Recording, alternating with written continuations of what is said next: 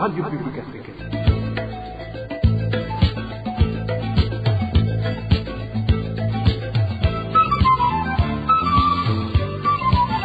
Radio Publique Africaine.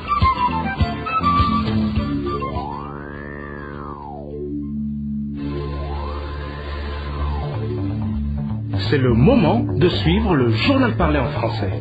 À la présentation, Émile Nivasumbo.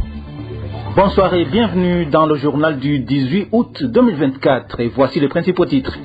La population de Buganda et Rugombo, préoccupée par les formations paramilitaires des Imbonerakure, des crépitements d'armes se font entendre dans ces communes de la province Cibitoke depuis environ 3 semaines. Crainte de propagation à grande échelle de la variole du singe suite au trafic entre l'Est de la République démocratique du Congo et le Burundi via la rivière Rusizi. Nous allons également en parler. Ils réclament leur engrais parce qu'ils connaissent déjà un retard considérable. Les agriculteurs de la commune Gisuru en province Ruigi ont payé tous les frais nécessaires il y a environ 2 mois. Le développement du journal, c'est tout de suite. Page sécurité pour commencer. Une personne a été tuée la nuit dernière par des inconnus dans la cellule Ouingare au quartier Ruziba. C'est dans la zone Kanyosha, en mairie de Bujumbura. La police a arrêté une personne pour des raisons d'enquête. Les détails avec Marie-Ange Irakoze. La victime est un prénommé Emmanuel. Il était un pêcheur. Selon les informations recueillies au quartier Ruziba, c'était vers 1h du matin quand cet homme a été tué à son domicile. Au quartier Ruziba, cellule Ouingare, un homme qui était pêcheur a été tué à son domicile. C'était vers 1h du matin. On ne sait pas pourquoi il a été tué, mais tout le monde ici croit que c'est un innocent qui vient de se faire tuer. Il n'avait de problème avec qui que ce soit. Deux Imbonerakure sont suspectés. L'un d'eux a été déjà arrêté pour des raisons d'enquête.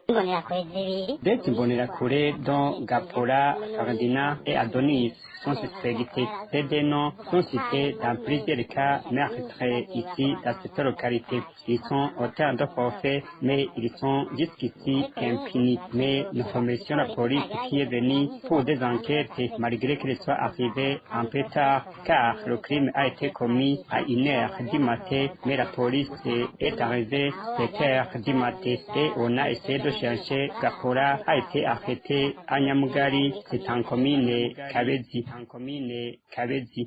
Les habitants du quartier Ruziba indiquent que la victime était innocente. On ne sait pas encore la cause de sa mort, malgré que ses voisins indiquent qu'il était un homme bien. Ces informations indiquent que la police a déjà commencé des enquêtes.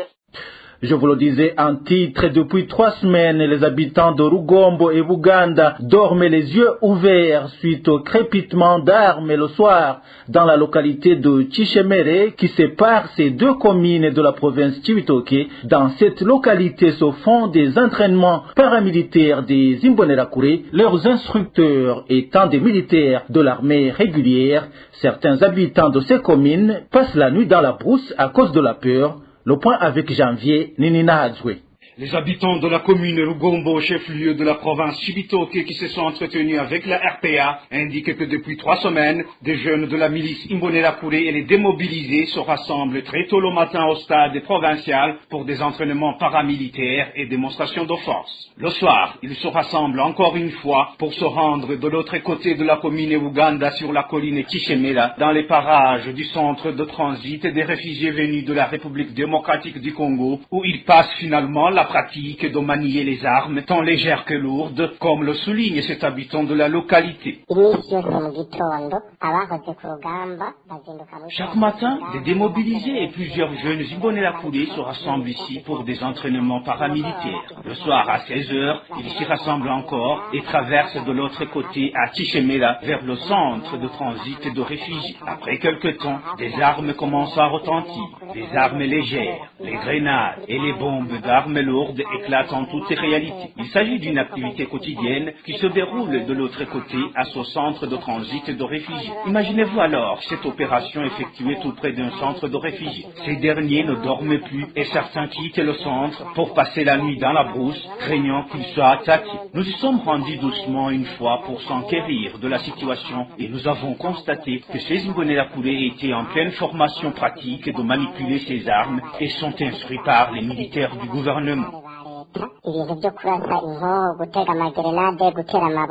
Les habitants de ces deux communes ajoutent que ces Imbonerakure sont par la suite déployés en République démocratique du Congo sur le champ de bataille. Quoique nombreux d'entre eux y soient tués, d'autres capturés et portés disparus, avant le déploiement, on leur signifie qu'ils rentreront pour surveiller les élections prévues l'an prochain de 2025, tout en éliminant physiquement tout contrevenant à leur mission et objectifs. Les 10 habitants s'inscrivent également en faux contre les propos des administratifs selon lesquels ces exercices militaires seraient effectués par des éléments de l'armée régulière.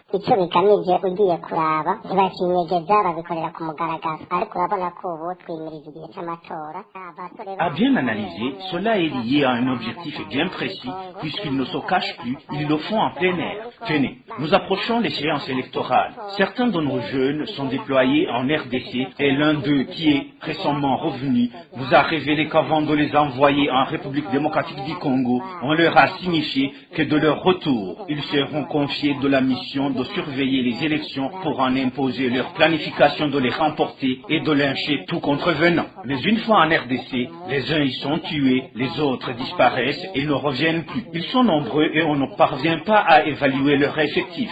Par exemple, ici à Chibitoke, tous les jeunes qui se sont ralliés aux Imbonerakure, dont les motards, ont été tous envoyés en RDC et nous les parents, nous sommes en pleine consternation. Les propos selon lesquels il s'agit des militaires qui effectueraient des exercices d'entraînement au combat à Tichemela, c'est un pur mensonge car ceux qui le font, nous les connaissons tous puisqu'il s'agit de nos frères et de nos fils. Ce sont des Imbonerakure et vous pourriez vous-même le vérifier. Contactez à ce sujet Karem Wizoza, gouverneur de la province Chibitoke. Après notre présentation comme la radio RPA, il a aussitôt rétorqué qu'il ne répond pas aux questions d'un journaliste qui n'est pas en face de lui. Pour clore cette page sécurité, la famille du jeune homme décédé il y a plus d'un mois sur une position policière sur la colline Kiyonza en commune Bugabira de la province Kirundo se trouve dans la désolation. Pour contraindre cette famille à procéder à l'enterrement, les responsables de l'hôpital ont tiré le corps de ce jeune homme de la case réfrigérée pour le déposer par terre. Elvis Nyamongere nous en dit plus. Il a été persécuté avant sa mort, mais comme si cela ne suffisait pas, les persécutions ont continué même contre son cadavre. Nous avons un grand chagrin et nous ne savons pas ce qui pourra nous le faire oublier. C'est le chagrin qui règne dans la famille de Natinya, un jeune homme de la colline Kiyonza, commune Bugabira, province Kirundo, tué par des éléments de la police vers mi-juillet dernier. La famille avait mis le corps dans la case réfrigérée de la morgue de l'hôpital de Kirundo. Mardi de cette semaine, la famille a été surprise de recevoir l'appel des responsables de l'hôpital qui leur annonçait que le corps qu'ils avaient déposé dans la morgue commence déjà à se décomposer. Ici, l'on oblige à la famille de préparer l'enterrement. Mercredi le 14, la famille s'est rendue à Kirundo pour procéder à l'enterrement. Arrivé à la morgue, c'était totale stupéfaction. Le cadavre avait été tiré de la case réfrigérée et trimballé par terre. On a tiré le corps de la case réfrigérée. C'était à la morgue de l'hôpital de Kirundo. On a déposé le corps par terre. Quelques heures après cet acte, le processus de décomposition commençait déjà. C'est ainsi que l'on a commencé à recevoir des appels incessants. On nous disait que ça faisait longtemps que le corps se trouvait dans la morgue et qu'il commençait déjà à se décomposer. Pourtant, nous savions que les cases réfrigérées de cette morgue fonctionnent très bien, mais aussi il n'y avait que le corps d'une autre qui se décomposait dans un tant d'autres corps. Pour la famille de la victime, les administratifs à la base auraient fait une pression sur les responsables de l'hôpital pour qu'ils sortent le corps de la case réfrigérée. Lorsqu'on a constaté que tout un mois venait de s'écouler sans que l'on ait procédé à l'enterrement, on a fait une certaine pression sur le directeur de l'hôpital et ce dernier a finalement cédé et tiré le corps de la case réfrigérée.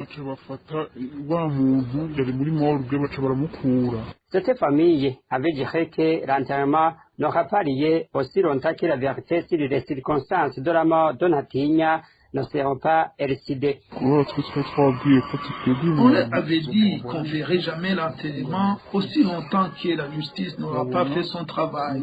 La première semaine s'est écoulée, la deuxième, la troisième et finalement un mois. Ils avaient constaté que l'on avait été très touchés et continuaient à les mettre une certaine pression. De leur côté, ils ne cessaient pas de nous répéter qu'ils étaient en train de mener des enquêtes, mais des enquêtes qui n'aboutissent pas. La rédaction de la RPA a cherché à joindre Eric Twemerimana, administrateur de la commune Bugabira, mais son téléphone sonnait sans que personne ne réponde. Roger Natinya avait été arrêté par des policiers de la position de la colline Kionza qui l'accusait de les enfumer. Après l'avoir passé à tabac, Roger Natinya menottait. Ces policiers l'ont incarcéré dans les positions le 11 juillet. La nuit, il l'aurait encore une fois tabassé, d'où il est mort. Dans un instant, nous parlons gouvernance. RPA. Je vous le disais également en titre, la variole du singe risque de se répandre davantage dans le pays suite au trafic effectué entre le Burundi et le Sud Kivu à travers la rivière Rusizi. La société civile explique que la province du Sud Kivu occupe la deuxième place en République démocratique du Congo à avoir enregistré beaucoup de cas de cette maladie. Les détails avec Emmanuel Niungeko. Les habitants proches de la frontière burundo-congolaise, surtout ceux de la commune Buganda, en province de Chibitoke, craignent que la variole du singe ne puisse se répandre davantage dans le pays. Selon nos sources dans cette province de Chibitoke, ceux qui pratiquent le commerce frauduleux en traversant la rivière Rusizi se rendent dans la province du Sud de Kivu, en République démocratique du Congo, comme si de rien n'était. Dans cette province du Sud de Kivu, plus précisément dans la localité de Sange, plusieurs cas suspects de variole du singe ont été signalés le jeudi 15 août 2024 dans un hôpital de la place situé dans la plaine de la Ruzizi. Notre source au sein de la société civile à Sange indique que des échantillons ont été prélevés pour être envoyés à Kinshasa. Bien que les résultats ne soient pas encore sortis, des signes montrent qu'il s'agirait de la variole du singe. À Sange, il y a des cas suspects de monkeypox selon le médecin directeur de la santé de Ruzizi. Il pratique que ces cas ne sont pas encore confirmés. Il a envoyé l'échantillon au niveau de Bukavu pour que cela aussi soit envoyé à Kinshasa. Et après la confirmation qu'on peut dire que ce sont des gens qui actuellement, il ne faut pas affirmer que ce sont des cas confirmés parce que les médecins chez des gens de santé ils parlent des cas suspects. Vraiment, à travers les yeux, nous voyons que ce sont des cas confirmés. La crainte de cette population de Buganda est fondée sur le fait que la province du Sud de Kivu occupe la deuxième position en République démocratique du Congo à avoir enregistré beaucoup de cas de cette pandémie selon des sources de la société civile dans la localité. Pire encore, les mêmes sources à Sange dénoncent l'inaction des responsables habilités pour arrêter la propagation de cette pandémie. Actuellement, la province du Sud Kivu enregistre plus de 4000 cas de monkeypox. Cette province occupe la deuxième place en RDC. Je ne vois aucune mesure barrière pour freiner la propagation de cette pandémie parce que nous pensons que les spécialistes dans ce domaine allaient trouver un lieu d'isolation. Jusqu'à maintenant, il n'y a aucune mesure barrière pour éviter la propagation de la maladie. Parmi les cas positifs enregistrés, 10 ont été trouvés dans le cas de transit qui héberge plus de 1200 Burundais demandeurs d'asile à Sange, du moins selon toujours des sources de la RPA au sein de la société civile dans cette province du Sud de Kivu. Pour clore cette édition, parlons de ces agriculteurs de la commune Gisuru qui réclament l'engrais qu'ils ont payé depuis 2 mois. Cet engrais devrait être utilisé dans l'exploitation plantations démarrées selon ces agriculteurs qui déplorent ce retard. Les détails avec Clovis Nyonzima. Il s'agit de la chaux, l'engrais que les agriculteurs de la commune de Gisuru indiquent qu'ils ont payé d'avance. Certains ont payé à la COPEC et d'autres à la Poste. Selon notre source, cette chaux a été payée au mois de juin, mais jusqu'aujourd'hui, personne ne l'a vu. Si ces agriculteurs réclament ce qui leur est dû, on évoque le fournisseur qui a coupé toute communication, poursuit notre source. Cet engrais était destiné à être utilisé dans la vallée, mais personne n'a jamais eu cette chaux. Si nous essayons de savoir ce qui croche auprès des responsables, ils nous répondent que c'est le fournisseur qui est en retard. En fait, le fournisseur est introuvable. C'est d'ailleurs possible qu'il aurait changé de numéro. Trop d'inquiétude submerge ces agriculteurs, surtout qu'il ne reste que 12 jours exactement avant que le récit qu'ils ont ne soit invalidé. Nous sommes inquiets de pouvoir enquêter d'autres pertes, car ce n'est pas la première fois, surtout que sur les tickets, il est mentionné que ces derniers perdront la valeur le 30 août de cette année en cours. Pour eux, s'ils entrent dans le mois de septembre, cela correspond au début de la nouvelle année culturelle. Vous comprenez donc que dans ce cas, nous aurons perdu notre argent et ça, ce ne sera pas pour la première fois, surtout pour la chaux. Les agriculteurs payent de l'engrais, mais le plus souvent, l'année culturelle se termine avant livraison même et se retrouvent dans une nouvelle année culturelle et par conséquent perdent leur argent payé. En effet, ces agriculteurs de la commune de Gisuru demandent aux autorités habilitées de faire leur possible pour leur donner ce chaux qu'ils réservent pour les vallées. Voilà, c'est ainsi que s'achève l'édition de ce 18 août 2024. Merci de nous avoir suivis à la présentation de ce journal. C'était Émile Niwasumba. Au revoir.